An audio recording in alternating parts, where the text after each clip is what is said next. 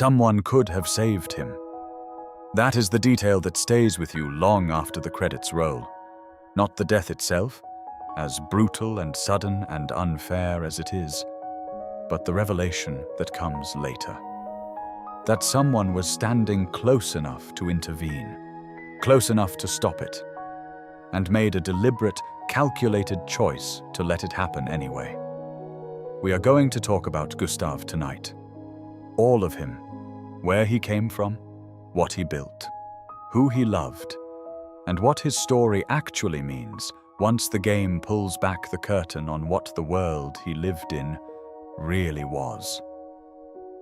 And when we get to that curtain, the story changes shape entirely. What looks like a tragedy about a good man dying too soon turns out to be something more complicated. Something that asks a harder question about what makes a life real and what we owe to the ones we could have saved. But we are not starting there. We are starting at the beginning, with a city that erases its own people and a man who spent his whole life building for the ones who would remain. To understand Gustave, you first have to understand Lumière. Lumière is beautiful in the specific way that things are beautiful when they know they are temporary. Its architecture has the quality of something made to be loved while it lasts. Wrought iron bridges, amber street lamps, plazas where festivals play, and people quietly say goodbye to each other between songs. The city breathes a kind of tender, constant grief, not because its people are weak, but because they are enormously practiced at loss. The reason is the gommage. Every year, an entity known only as the paintress travels to a distant structure called the monolith and paints a single number onto it. Every person in the world whose age matches that number simply dissolves, quietly, without warning, like color bleeding out of a painting. Petals fall where a person stood. The world continues without them. The gommage began 67 years before our story opens, starting at the age of 100 and descending by one every year. By the time Expedition 33 sets out, the paintress has painted 33. Anyone who has reached 33 is erased. The mathematics are not difficult to follow. Every year the oldest living people are removed, the ceiling drops, and the window of a human life narrows a little further. If nothing stops it, the number will eventually reach 0. Lumière has responded the only way it could. Each year it sends volunteers across the water to the continent, the mainland beyond the harbor, to find the paintress and end the cycle. These groups are numbered to match the current gommage year. Expedition 33 bears that name because 33 was painted. The expeditions stretch back over 50 in number. Not one has returned successful. By the time Expedition 33 assembles, most of the city has stopped believing this one will be different. The farewell gathering is sparsely attended. The city sends the Mqas expedition anyway, because the alternative is simply waiting. Into all of this, Gustave.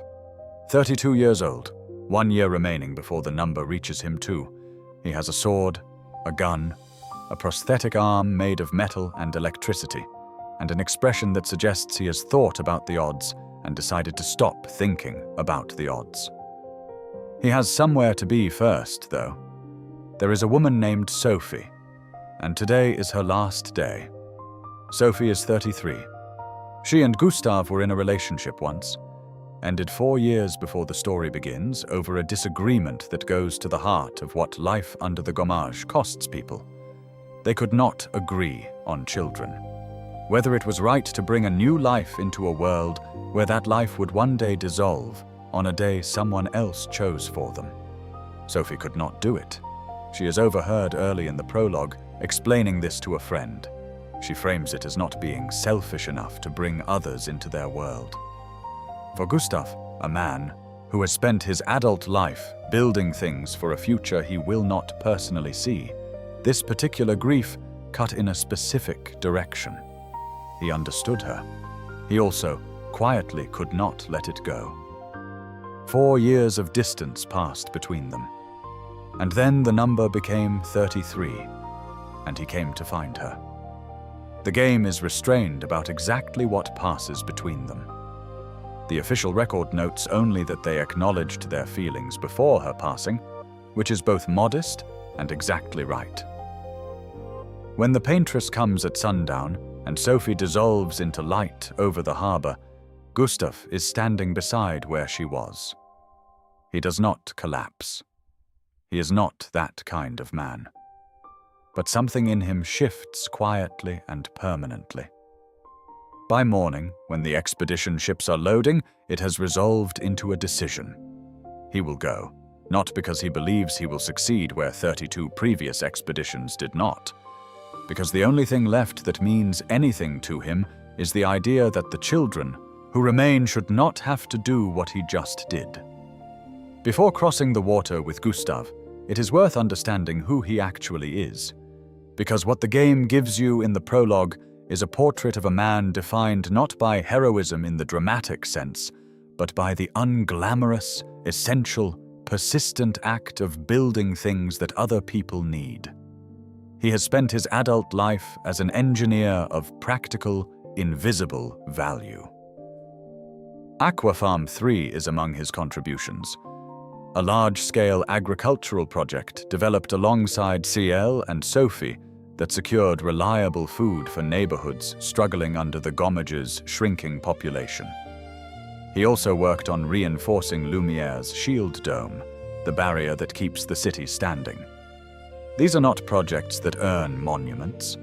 They are the work of someone who looked at a world designed to lose people and decided the honest response was to make sure the ones remaining could eat and stay safe.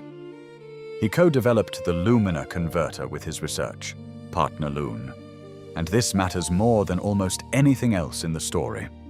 Previous expeditions used artifacts called pictos, objects infused with a mystical energy called chroma that enhanced those who carried them. But each person could only benefit from a limited number at once. What Gustave and Loon worked out was a method to extract the passive enhancements from many pictos simultaneously, converting and storing that chroma as something they called lumina. The device meant Expedition 33 could function at a level significantly beyond what any previous group had managed. It had only been tested in Lumière before departure, and Loon notes her anxiety about whether it will perform in the field. It does. It becomes one of the expedition's most decisive advantages. Gustave's greatest practical contribution to the mission was built before he ever set foot on the continent. And then there is his arm. At some point before the story begins, Gustave lost his left forearm. The game does not dwell on the specifics in explicit detail. It is presented as an accident, something absorbed and moved past. What it does show is how he responded. He tasked his 3 apprentices, Guillaume, Alexandre, and Adrien, with building him a replacement. Not because there was no other path, because he trusted them with something real and believed in what young people could accomplish when given genuine responsibility. The arm they built is electric. It accumulates charge through combat, brightening as the charge climbs through yellow, orange, and burning red at full capacity. At peak charge, Gustave releases everything through an ability called overcharge. Massive lightning damage, capable of breaking targets, devastating when fully built. The arm's color change in battle is not decoration. It is a visible measure of everything he has held back, ready to release. Something worth noting, the phrase Gustave says when he uses overcharge, and says again in quieter moments and writes in the journal, is a small thing that becomes larger the further you get into the game. For those who come after, file that away. It matters more than it initially seems. His apprentices also gave him a journal before departure, presented alongside a uniform that Sophie had privately asked them to commission, something that would make him look the part of the captain he was. He promised to fill the journal with everything he witnessed. He promised they would read it. He wrote in it faithfully. Every camp, every strange terrain, every creature, every detail he thought someone coming after him might need. He was building a record for people not yet there. He was always doing that. There is one more person who boarded Expedition 33 who requires a proper introduction. Because her story and Gustave's are inseparable in ways that will not fully reveal themselves until the very end. And when they do, they reframe every moment between them in a way that is worth being prepared for. Her name is Maelle. She is 16 years old. She had no business being on that ship. Maelle was orphaned at 3 when her parents were taken by the Gommage. She spent years in Lumière, passed between foster families, none quite knowing what to do with her quiet intensity and her difficulty extending trust to people who had not yet earned it. She developed the particular self-sufficiency of a child who learned very early that belonging is not guaranteed. She eventually came to Gustave and his sister Emma. Something shifted. Gustave was not her father. At 32, he was only 16 years her senior, technically her foster sibling rather than a guardian in any formal sense. What grew between them was something that borrowed from every category of family without fitting neatly into any. He did not manage her. He did not tell her what she was or was not capable of. When she decided she wanted to join Expedition 33 to see what existed beyond, Lumière, to find where she might actually belong, he protested in the way you protest when you love someone and cannot stop what they are choosing. And then he listened. And then he brought her along. This is the central thing about Gustave. He believed the people he loved had the right to their own choices, even when those choices frightened him, even when it cost him something. Emma, his biological sister, and Lumière's chief counselor, appeared at the pre-expedition gathering and made her displeasure clear. She scolded him for going, called it a pointless suicide mission, and scolded him again for allowing Maelle to come. Then she gave a speech to the assembled expeditioners that turned out to be mostly Gustave's writing. He had drafted it and handed it to her with a few notes. She delivered his words to hundreds of people about to risk their lives. He wrote the speech. She gave the credit. He did not need the credit. The ship left. Lumière shrank behind them on the water. Somewhere on board, Maelle watched the horizon, and somewhere nearby, Gustave watched Maelle. Here is where the story stops being careful with you. Expedition 33 disembarked on the continent into morning fog. The shore was quiet in the way that quiet becomes threatening before you understand why. From the mist, an old man with white hair emerged, moving slowly with a cane, dressed in a way that suggested a long survival. Their commander Alan began to speak to him, asked how he had survived this long, and the old man opened a blade of chroma from his cane and cut Alan down where he stood. What followed was a massacre. The Noir, the creatures serving this white-haired man, surged from the terrain and moved through the expeditioners before any organized response was possible. People who had trained, who carried the Lumina converter's advantages, who had studied the journals of previous expeditions, they were cut down in the opening moments. In the Côte Saoud chaos, Gustave lost track of Maelle. He lost track of everything. He was separated, overwhelmed, and then he was not conscious anymore. He woke near a waterfall in a region called Spring Meadows, alone. The silence had the specific weight of something finished. He walked and found the remains of his expeditioners scattered across the landscape, and understood, standing in that meadow, that all was lost. And in that moment, Gustave put his gun to his head. This is worth saying plainly because it shapes everything that follows. The man who wrote in a journal every night for people not yet born, the man who built water systems and agricultural infrastructure for neighborhoods that would outlast him, the man who brought Maelle across the water because she deserved to choose her own path.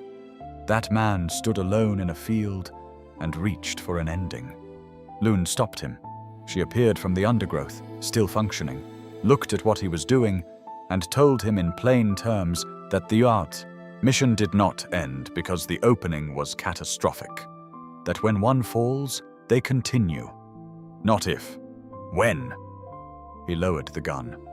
There is a moment later in the story where Gustave begins to describe something of what happened in that meadow to Maelle, and his voice simply stops mid-sentence. He does not finish the thought. Lune quietly changes the subject before he has to come back to it. That unfinished sentence sits in the air between them and carries more weight than any direct account could. He picked up the journal. He went to find Maelle. The days following Spring Meadows are where you meet the real Gustave, not the composed figure of the farewell speech, but the complicated person underneath it. Lune wanted to follow protocol. Stay at the rally point. Wait 3 days for any remaining survivors. Gustave complied, until a note arrived in an unfamiliar hand, saying Maelle had been taken to something called the Manor. He was ready to leave immediately. Lune protested. The mission. The protocol. There could be other survivors. Gustave went anyway. He was not wrong to feel what he felt. He was also, in that moment, making a decision driven by fear rather than reason. His love for Maelle overwhelming every professional instinct he had spent years building. Lune was not wrong either. The friction between them is not between a right position and a wrong one. It is between two honest people responding differently to the same impossible situation. And Gustave knew, on some level, that fear was making the decision. He went anyway. They found Maelle alive at the manor, which was both a relief and a quiet warning about what it costs when love makes the tactical calls.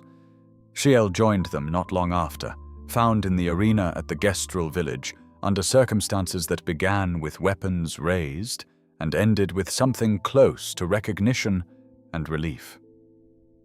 The small group settled into a rhythm, fighting, resting, recording. Gustave wrote in the journal each camp. He and Maelle maintained what appears to have been a habit carried over from Lumière, throwing rocks off high places into whatever void the continent provided below. In a world doing its best to kill them, they found the edges of things and stood at them together, doing something simple and ordinary. The game gives these moments room to breathe. They are small and they matter enormously. Here is something players noticed about Gustave early and spent most of Act 1 misreading. His skill tree has locked nodes, spaces that exist in the layout that never open. Other characters' trees expand through experience and story progression. Gustave's locked nodes remain unavailable no matter what you do. Players who noticed this tended to interpret it as a signal that more was coming, that a story beat would unlock something, that there was a further version of Gustave ahead. There was not. The death at Act 1's end was one of the first structural decisions made in development. Narrative director Francesca Svedberg-Yen has confirmed that she and creative director Guillaume Broche set this early, as a foundational part of the emotional arc they were building. The locked nodes were not an oversight. They were deliberate, spaces placed in the tree knowing they would never fire, so that players would feel the shape of possibility right up until the moment possibility ended. A wall built to look exactly like a gate. On a second playthrough, the moment at Stone Wave Cliffs takes on a different quality entirely. Gustave and Maelle throwing one final rock off the edge together. The quiet between them, the warmth of it. You can feel the game arranging this as a farewell it has known was coming since long before you did. The tenderness is too precisely placed to be careless. The game was not building toward a triumph here. It was building toward a goodbye. Then Renoir stepped out of the terrain, and the goodbye began. The white-haired man from the shore. He was here again. Maelle and Lune had been separated in the surrounding confusion, and Renoir enclosed Maelle inside a field of chroma she could not break. Gustave stepped between them. He had no illusions about the gap. The beach had established it clearly. Renoir was not a mortal opponent in any conventional sense. He had been sustained for over 60 years by something tied to the world he inhabited, and he had spent those 60 years killing expeditioners with the certainty of someone who had never once been stopped. Against this, Gustave had his sword, his gun, and his arm. He used all of it. He poured every charge the arm had accumulated into overcharge, fought until the electrical capacity that 3 young people had built into that prosthetic was completely spent. The official Clair Obscur wiki notes something that rewards attention on a replay. Gustave's overcharge ability and the phrase he says when he uses it were foreshadowing for exactly this moment from the very first combat encounter. Every charge built across Act 1, every lightning burst, was preparation for a final discharge that would empty the arm and not be enough. Renoir struck him through the chest with a beam of chroma. Gustave fell to the ground. And the words the game gave him in that moment were the same words he had written in the journal, said in battle, lived by from the beginning. For those who come after. Then the arm was empty. Then he was quiet. Verso, the white-haired stranger who had been tracking the expedition at a careful distance, drove Renoir back and pulled the others out. He retrieved the arm, the journal, and the Lumière converter, and brought them to the survivors. Maelle, when Verso offered her his hand, was somewhere the cliff could not reach. That night she fell against Esquia, the great gentle creature who had joined the travels, and the grief arrived, and then she went still from exhaustion. Chiel and Lune sat by the campfire. Lune said she was documenting things for future expeditions. The way she said it suggested she believed they were all about to die, and that making the record was the only thing left that meant anything. She was, in her way, continuing what Gustave started. Verso suggested a place near the forgotten battlefield. There is no body, nothing to bury formally. What gets placed atop the mound is the arm, the prosthetic that Guillaume and Alexandre and Adrien built because their teacher believed in what they could make. The expedition gathered. The game does not make ceremony of this. It is quiet and imprecise, the way actual grief is imprecise, without formal architecture, without clean resolution. Just people standing near an arm on a mound of earth. The journal passed to Maelle. At every camp for the rest of the game, you can open it and add an entry in her voice, her words continuing where his stopped, the record outlasting the person who started it. He built a habit of documentation for people not yet there. She became one of those people. She inherited it and carried it forward. Later, deep inside the monolith, the expedition passes a solitary gravestone among some trees. Maelle approaches and makes a small sound.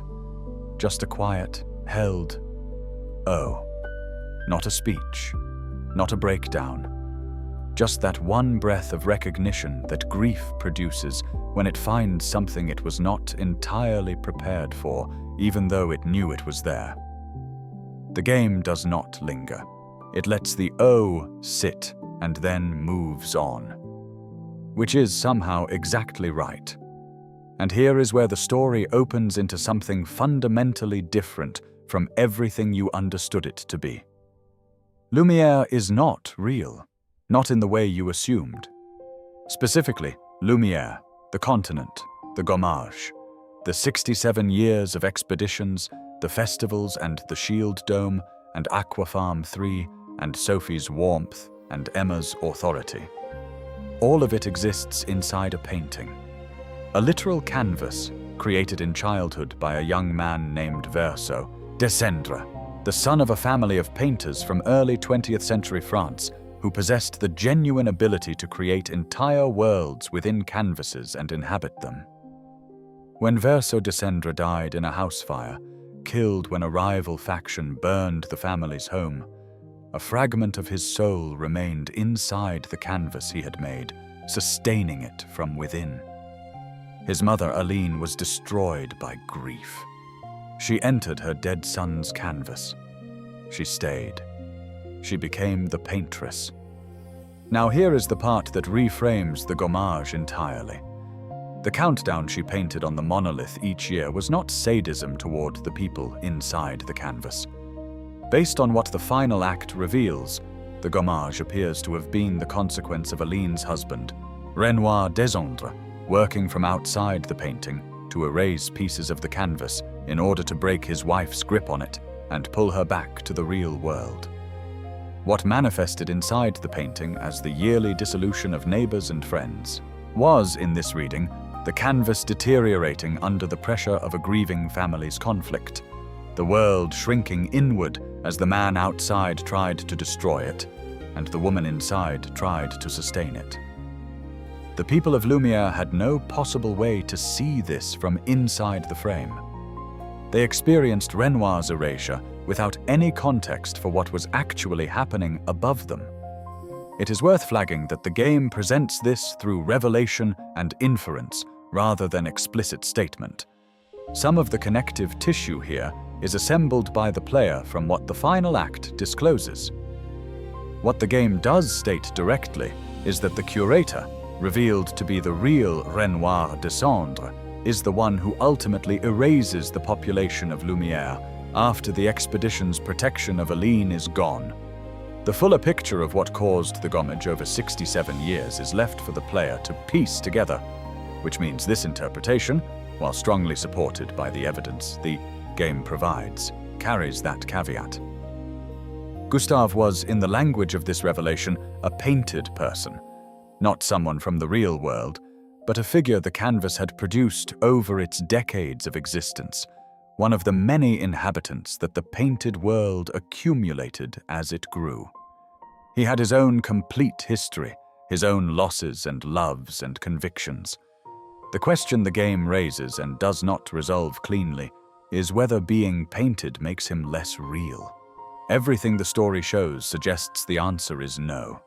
He could love, grieve, choose and build. The canvas was his world.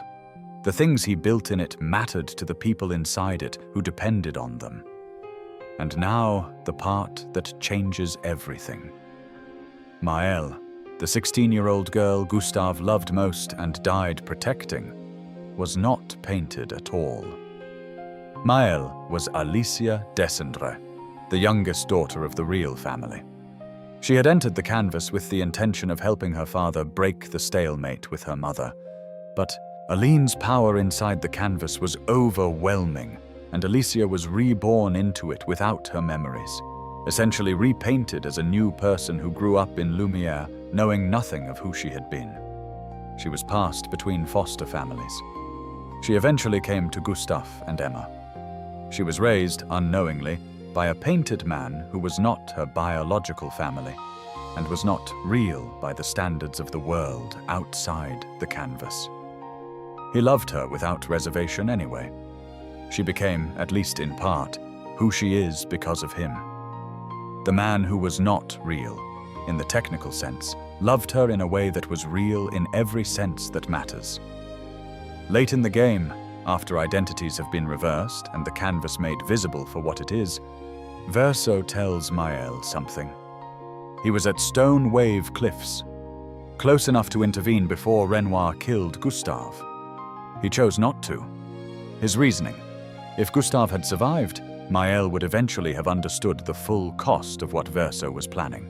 The gommage in the world's final unraveling would have erased everyone in the canvas, including Gustave. If Maelle had known that saving Gustave from Renoir's blade only extended his life by weeks before the canvas took him anyway, and that Verso's plan would end with Gustave gone regardless, she would not have cooperated with any of it. She would have chosen Gustave over the mission. So Verso calculated this, said nothing, watched. His reasoning is internally consistent. He was not acting from cruelty. He believed what he was doing was necessary for reasons larger than any individual life, and that assessment may even be correct. The game declines to settle whether he was wrong. But a man died on a cliff while someone nearby made a deliberate choice not to stop it. And the man who died wrote in a journal every night for people who would come after him and left his arm to the earth as everything he had left to give. What Gustave would have made of this, we can only reason about from what we know of him. He was a man who believed the people he loved had the right to make informed choices. He documented the continent so that future expeditioners would know what they were walking into rather than facing it blind. Honesty about the path ahead was, for him, a form of care. It seems reasonable to suggest he would have found Verso's silence very difficult to reconcile. The game cannot give us that conversation. But the weight with which Maelle receives the admission suggests how much of the world changed for her in the moment it arrived. The final choice of Expedition 33 belongs to Maelle, who is Alicia, who is both at once by the time it arrives. Verso wants to release the last fragment of his real-world counterpart's soul from within the canvas. The painting would dissolve. Every painted person, Lune, Ciel, all of Lumière, would cease to exist. But Alicia would return to her real body, her real family, and a life where grief can be actually lived through rather than painted over indefinitely. Maelle wants to stay. She wants to use the paintress power she has discovered in herself to restore the canvas, to rebuild Lumière, to bring back everyone who was lost, including Gustave. If you choose Maelle's path, she succeeds. At a concert in the opera house of a restored Lumière, an older Verso plays piano on stage. In the audience sit Lune, Ciel, Sophie, and Gustave. Alive, in the city he built things for, next to the woman he thought he had lost.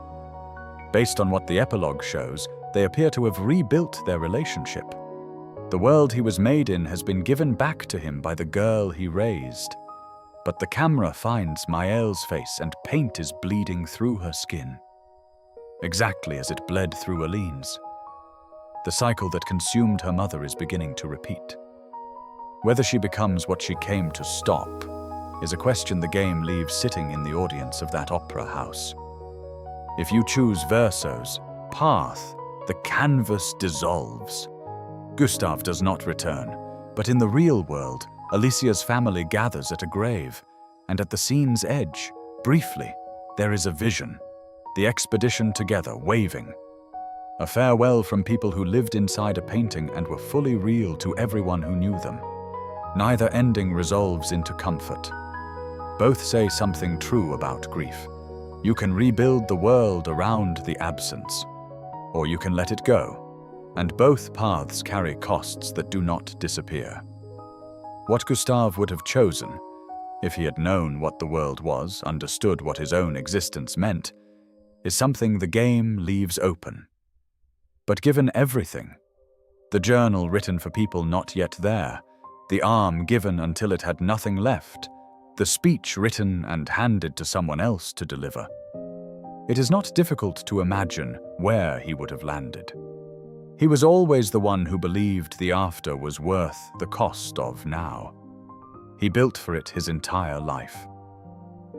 There is a journal, collectible on the continent, left by a survivor of a later expedition, written in the field, in the middle of a mission already going wrong. The writer reflects on a theory they have encountered about converting chroma from pictos into something called lumina. The entry reads, maybe Gustave's idea to convert chroma from pictos to, what did he call it? Lumina? Maybe that's not so crazy after all. That survivor did not make it home. But the entry survived. It sat in the terrain of the continent for years, waiting to be found. And Expedition 33, which carried the working Lumina converter that Gustave had already built from that exact idea, found it long after he was gone. His idea outlived him in a journal, in exactly the kind of record he spent his life making. This is not something the game explicitly draws attention to, but it rewards attention. Gustave built the Lumière converter, which made Expedition 33 viable where every previous expedition was not. He documented everything he encountered so that people who came after him would have better information than he did. He died with his arm empty and his journal mid-sentence, and both of those things continued past him. The device kept running in Loon's hands. The journal kept filling in Maelle's. The record of what he saw and thought and believed joined the other journals scattered across the continent, waiting for expeditions that had not yet been numbered. He was always building for after. It turns out after was larger than he ever knew. So that is Gustave, the metal-armed captain of the 33rd expedition, the man who built water systems and shield domes, and an invention that changed what surviving even meant. The foster brother who walked beside a girl who could not belong until she did. The man who stood in a meadow with a gun and put it down because someone needed him to keep going. The man who was watched from close enough to save and was not saved because someone made a calculation. And the painted man, that part too, a person who lived a full, complete human life, loss and love and work and grief, inside a world that was someone else's canvas, whose realness, the game quietly argues, was never a function of where he came from. It was a function of what he chose to do with the life he had. The arm sits on a burial mound near the forgotten battlefield, empty of charge. The journal sits in Maelle's hands, filling with her words where his stopped. The Lumière converter runs in the hands of the expedition he equipped to succeed. Somewhere on the continent, a journal entry in a stranger's handwriting wonders if the idea was not so crazy after all. If you chose Maelle's ending, Gustave is alive again. Sitting in an opera house in the city he built things for, next to a woman he thought he had lost, watching a complicated painted man play piano in a spotlight. He does not know what it cost to get him there. He does not know what it is beginning to cost her. He is just there, present, alive. Finally part of the after he spent his whole life making room for. And if you chose Verso's ending, the arm on the mound is all that remains of the world that made him, which is in its own way entirely enough for those who come after. That is all for tonight from Sleepable Gaming Lore. If you followed this all the way here, from the festival lights of Lumière to the cliffs and the canvas and the question with no clean answer, thank you for staying. If this kind of careful, unhurried journey through game lore sounds like something you want more of, please consider subscribing to the channel. A like helps more than you might think. Rest well, everyone. When one falls, we continue.